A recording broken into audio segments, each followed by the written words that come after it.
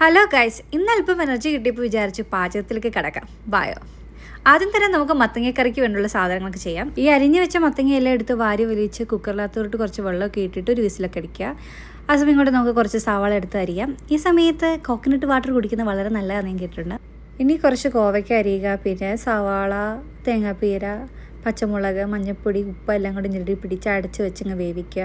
Potato ഫ്രൈക്ക് വേണ്ടിയുള്ള കാര്യങ്ങളൊക്കെ ചെയ്യാം. പൊട്ടറ്റോ ഇങ്ങനെ അരിഞ്ഞു മസാലയൊക്കെ പുരട്ടി ഇതാ അടക്കുന്ന ഫ്രൈ ചെയ്തു.